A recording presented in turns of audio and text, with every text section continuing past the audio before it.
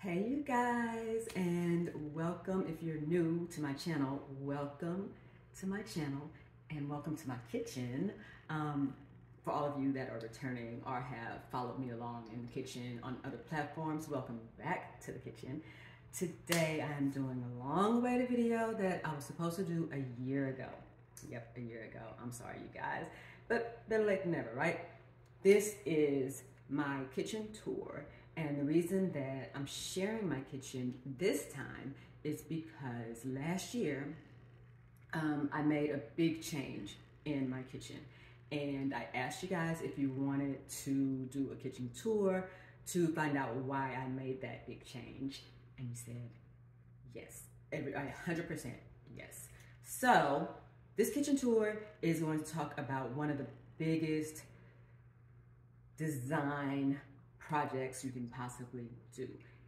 It doesn't always have to be super duper expensive, but it's very, very important because what's the most important thing in a kitchen? That it look good? Yeah, we want it to look good, but the most important thing is functionality. It's not even the triangle, the cook's triangle. It's that it's very, very functional, which brings me to my first point in our kitchen. First, a little backstory. This is the perfect timing actually too. You see there's some food in front of me. I'm making a little light lunch for the family. But backstory, when we moved into this house, I did not love this kitchen. And here's the reason why. My previous home, I really, really loved my kitchen. We had, the island wasn't quite as large as this, but we had a nice large island. The cooktop was in the island. The sink was over a window. The cabinets on the perimeter were white with, I did kind of a golden bronze hardware, and the middle island was a wood tone, and the contrast was just beautiful. The granite was, oh, I forget which kind of granite I put in there, but I changed out the granite and the backsplash and everything. And so it was very, very much my taste at the time. So when we moved here, and as you can see, we have black cabinets. I was just kind of like, what is this? It's so dark. There's no natural light. There's no window in here. The only light that's coming in, I don't know if you will be able to see this, but it's coming from the windows on the back side of the house. They are far away. I would say they're maybe about, that's a good 20 feet away from the kitchen. So the level of natural light in here is very, very low. So all of those things were like really working against me. So the biggest thing though that was working against me was this island here. So let's see if I can show you the island. This is our kitchen island right now, and it's huge. Look how much space we have. There you go, you can see the windows back there. But this is our kitchen island as it is now.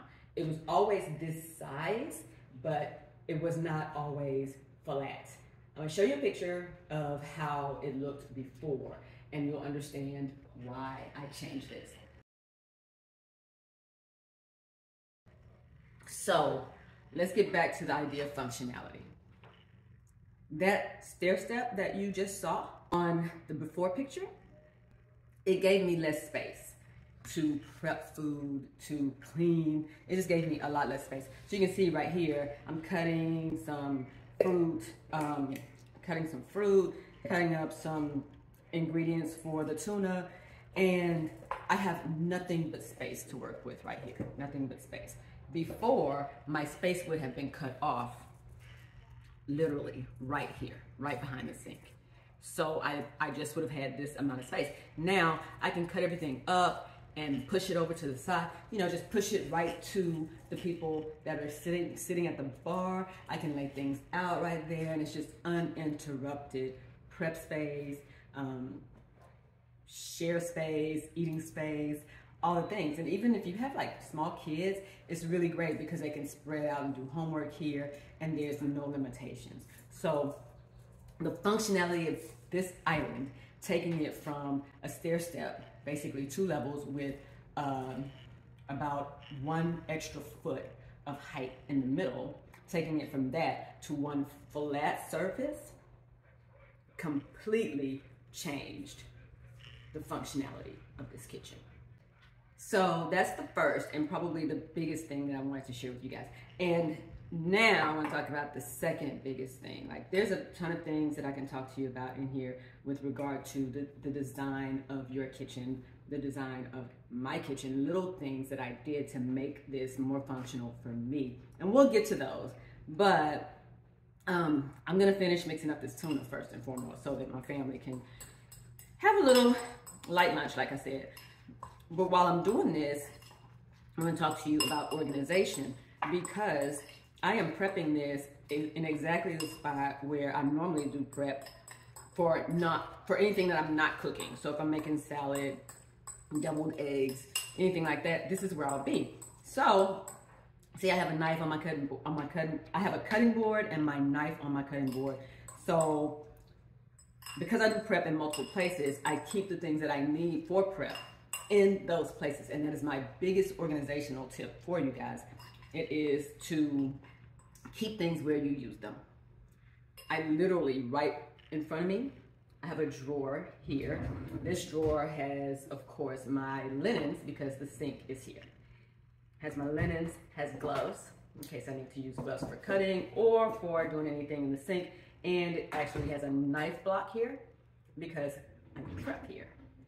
This particular cutting board, I actually keep in the cabinet that's below the drawer. Also in this cabinet is storage containers, because when we're putting up dinner, we go from the cooktop to over here because we're gonna have to wash those items. And then we can just grab our containers, sit over here, fill them in, and go straight over to the fridge. And it's just easy breezy and seamless. So in terms of organization, that is my biggest tip. Keep things where you use them, and it just makes life so much easier. Then, a couple of things that I use for organization, and I'm gonna actually turn this off of me and start showing you some things in the kitchen so you can see them. As a matter of fact, let's go ahead and do that now. So just to show you what I was speaking about earlier, I was doing all the prep right here, making the tuna. This is my drawer that I was talking about with all of the linens. Here's my knife block. Let's head down below. Excuse the mess down here, you guys. Head down below. And here are my containers.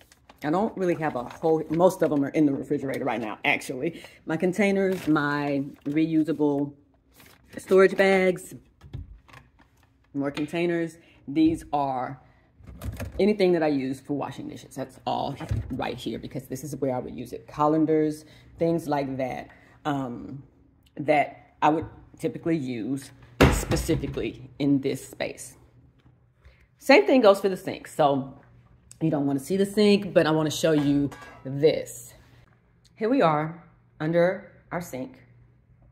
Again, I keep things exactly where we use them, except things that I don't want to see, like that little dustpan and brush. I need to clean inside the cabinet.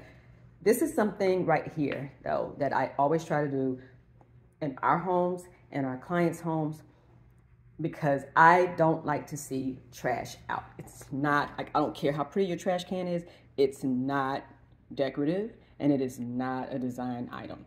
So I like to use a smaller trash can and stick it under the sink if at all possible. Those are compost bags. As you guys know, I compost for my garden, and normally I keep the compost bin underneath here. That's why the compost bags are there. The trash bags for the trash are back behind. Some are in the bin up underneath.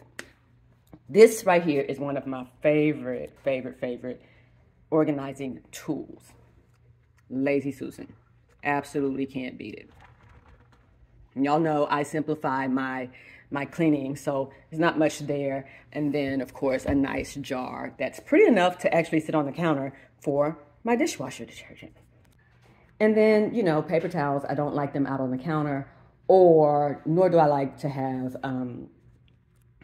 my detergent, my dish detergent out on the counter. So this is one item that I bought on a whim, and it's worked out really well to keep everything off of the counter and underneath the cabinet. So that is another example of keeping things where you use them. And of course, I had to show that Lazy Susan because that is one of my favorite organizing tools that you can use in any room, including closet, bathroom, kitchen, anywhere, laundry room. And I'm going to show you in just a second my second favorite organizing tool. And this one I'm going to lump together because it's really two things together: tension rods with hooks. These things are gold. So again, I keep the things above my cooktop that I use probably most often, and the things that are kind of pretty hanging there on a tension rod from hooks. So that's just one example of this. Let me show you how handy this is. We have a ton, I cook a lot, so we have a ton of utensils and things. So all of these utensils are hanging on rods. You see it? They're hanging on rods from hooks. And then more hooks. Hooks are your best friend. More hooks for pots and pans. Like, it's just, the possibilities are endless. And again, things are still kept right where you use them. Those are things that I would normally use right there at the cooktop. So works out. And then these hooks, again, this one's on a tension rod. I don't know if you can see that. But then there's a hook here, and these are all for use in Baking Central, which, let's take a closer look. Even more hooks. So the whole idea of keeping things where you use them works perfectly because organization is huge in kitchens. So that means anything that you need to use to get a drink from the refrigerator or coffee, that's all going to be here. Baking Central, all here. Utensils and pots and pans, things like that, all here. Anything for baking, all here. That's our appliance cabinet, more baking stuff. And here is where we have all of our plates and things, because you just take them down, make your plate, get your utensils, and go eat. Easy breezy. And last but not least, of course, when you're cooking, you need your spices. Guess where those are? Right there. All the spices. So let me show you something else about tension rods. I put them together with hooks because that's the best way to use them. But here's another way you can use tension rods. Look at this. This is a drawer that is for my skillets, pots, pans, whatever. And I have a few of these little odd-sized pans that would just take up a lot of space. I don't want to be digging one thing on top of another thing or nested inside of each other. So I put a tension rod in here, and it basically just holds up those smaller skillets and, you know, flat. This is like a quesadilla pan, but it holds those things in place pretty much perfectly. So that's another great use for those. One more is very similar. I talked about spices. This is my spice drawer. And right here is a tension rod. Now, if you can see it, there's a tension rod that's helping to hold those, keep those spices separated. And these have bottoms where you can, that are flat, so you can tilt them over and see what's in them. And that helps to keep them from tipping over. It's perfect. Like, I'm telling you guys, tension rods can be your very, very best friend. They make organizing super duper easy. Add hooks to them and like possibilities are endless. Okay, so I just had to say that with you guys looking at me to see how happy these types of simple organizational tools make me.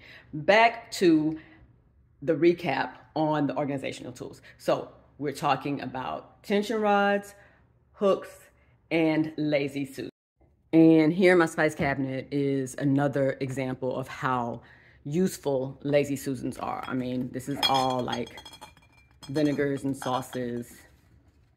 And then on this side is all like other spices that I don't use as much as the ones in the drawer, with the exception of, say, this oil, the pepper, and these two spice blends. But so you can see how having those Lazy Susans makes things very, very simple to get to, and it increases your space. So now that we've gotten through all of that, let's talk about the fun decorative stuff. All right, so first things first, when we moved here, the cabinets were just bare. There was no hardware. So it essentially meant that when you open the cabinet, you had to like do it like this, touch it like this. And to me, that's just not practical because they get really dirty. And who wants to clean cabinets every day? So one of the first things that I did was to purchase some hardware to go on these cabinets. It took me a long time to find them. Believe it or not, this was not expensive, even though there are quite a few cabinets, uppers, lowers, and drawers in this kitchen. I found these at IKEA, and they were discontinuing them, and they literally had just enough for me to finish off my kitchen. So all of my upper cabinets and the pantry, which I'll talk about in just a second, have these long handles, which brings a lot of drama into the kitchen, which I really, really love. And then all of the lower cabinets have knobs that I purchased at build.com.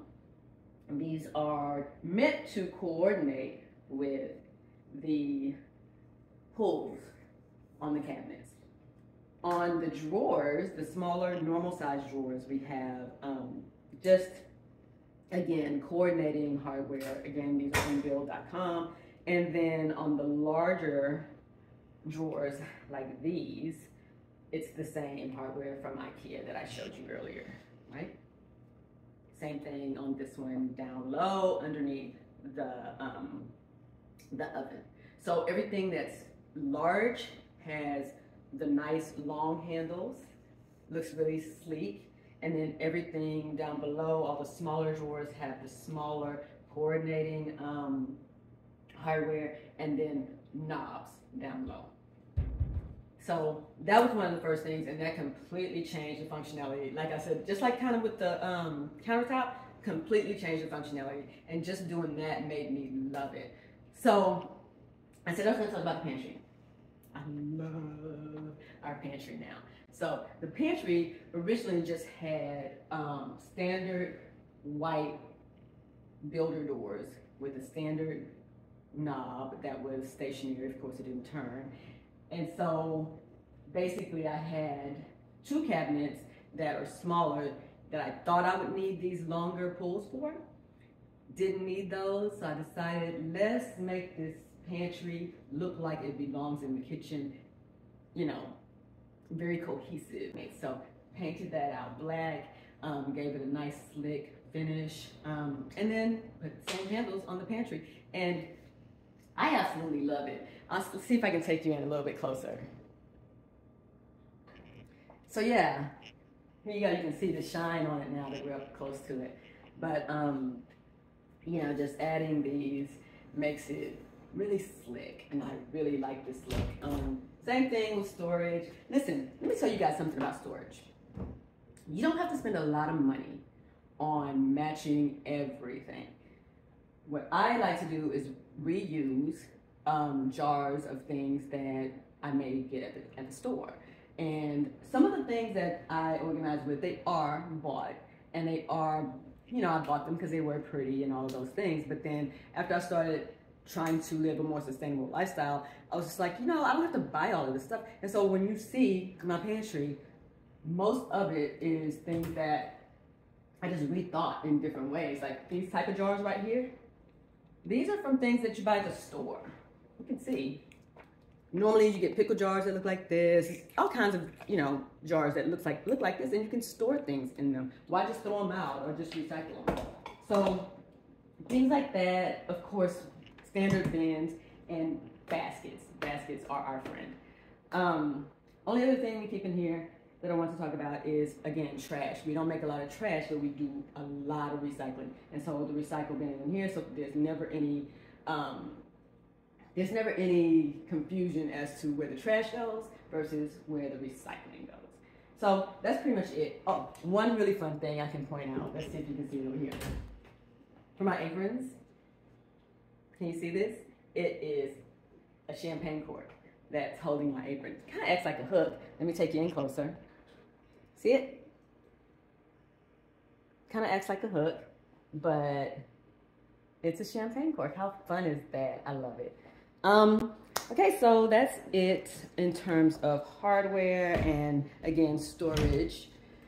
Is there anything else that you want to see over here? Oh, let's go back under the sink for a quick second.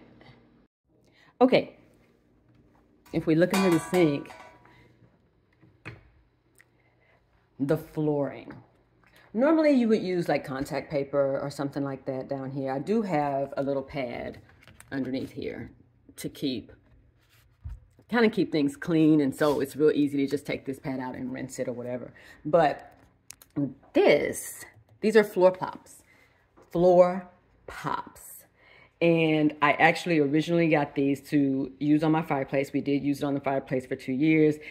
And once hubby said, yeah, I like it, we can do it, make this more permanent, I repurposed those to use here under the sink. And it's just a very nice little decorative touch. It looks good when you open up the cabinets, and it makes me happy. So I like things that make me happy. So one other thing that I wanted to talk about with regard to storage, I'm a person who has quite a few cookbooks. And so I like to display them in a way that's really pretty, and, you know, why keep them like closed up? And I don't want things on my counter, cluttering things up, because I would have to move that every time I cook. So these shelves here are actually IKEA shelves. This is meant to be the bottom, and you're supposed to, it's supposed to be for spices. So it flips over this way and you sit the spices on top, or you can put it in like that and sit the spices on the inside of that little bar. I thought it would be super cute to paint them out and use them on our island as kind of functional art. And you can see it from the great room. It's very pretty. Like I said, I switch those cookbooks out from time to time. So that's one thing that is very functional and also very decorative. Another thing, here on the other side of the island, a vintage, it's kind of like a towel rod, but actually it came off of an old school sewing machine table. And it was used to hold fabrics while you were sewing, hold extra scraps, whatever you were doing. I took that off of that table because I use that table as a bedside table in our master bedroom on my side. And I took this off of it and brought it in here to use to hold my towels. I think it's so super cute. All right, so we've talked about functionality, we've talked about storage and organization, and we've talked about decorative items. One last thing that I do want to say about decorating in your kitchen. And this is a question that I get a lot. How do I decorate my kitchen countertops? The short answer is don't. But the longer answer is it depends on how you use your kitchen. So if you cook a lot, like let's say you cook every day. I, for instance, cook every day, sometimes twice a day, sometimes more, it just depends. But I cook every day. And so I don't want anything on my countertops because every time I go to cook, I have to remove everything before I start because I need the space to prep and to do all the things. So if you cook a lot, the best thing is to only have on your countertops things that are absolutely necessary. So in my case, I do have a decorative cutting board over here that was gifted to me from a dear, dear friend. So that stays up, but it's out of the way. Salt and pepper is there, butter is there. Yes, you can keep butter on your counter, but for us, it doesn't usually last more than a day or two, so it's just fine. If it's gonna be out there for a week, put it in the fridge. Anyway, just wanted to throw that in there. Other than that, nothing on my counters because I need this space to prep and to cook. With the exception of the KitchenAid because that's too big to move, you know, every day. So that stays in its corner in Baking Central, but then it's out of the way.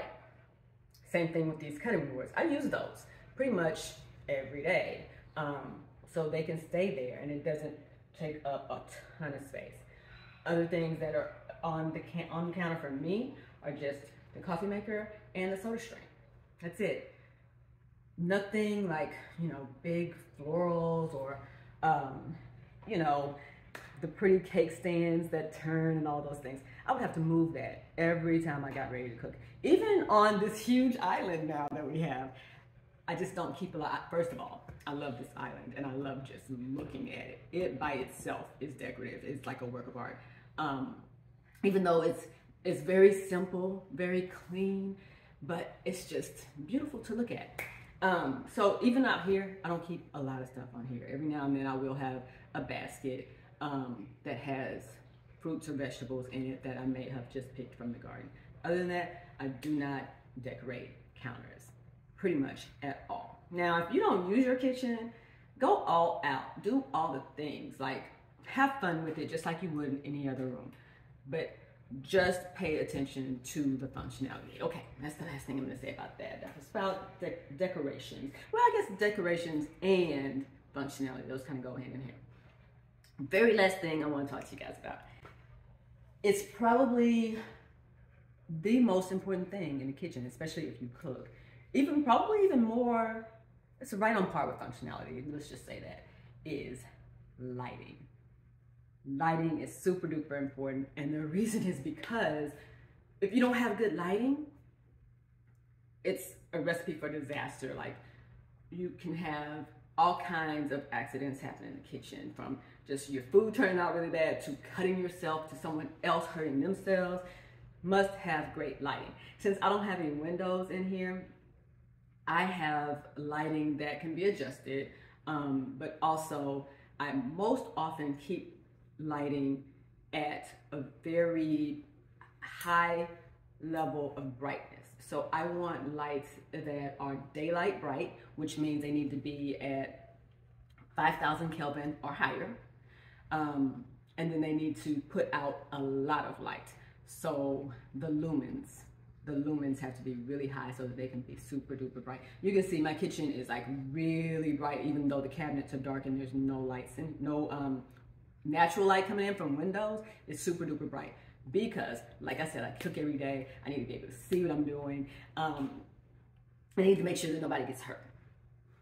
Lighting, super duper important. If you guys want to learn more about that, because lighting can get very, very, very in depth. So if you want to know more about that, let me know. Shoot me a message. Let me know in the comments. And I will do either a blog post or another video talking specifically about lighting. Like I said, these lights are adjustable. So if I'm not cooking and say we're having company over or something like that, I can adjust these so that they're not so bright. They can be dimmed. I can turn these off, leave those on, vice versa. So, you know, smart lighting has changed my life in the kitchen at least. It works great and I love it. So that was the last thing I wanted to talk to you guys about. If there's anything else that you're interested in going more in depth about when it comes to kitchen design, storage, and organization, let me know and I'll be more than happy to do it. This will not be the last design video. I know I haven't done a lot of those in the past. I do mostly gardening and things, cooking a little bit. But I'm gonna start doing a little bit more of these now that I'm doing less design work out in the field. So let me know what you want to see. And until next time, you guys, thank you for hanging out with me in my kitchen.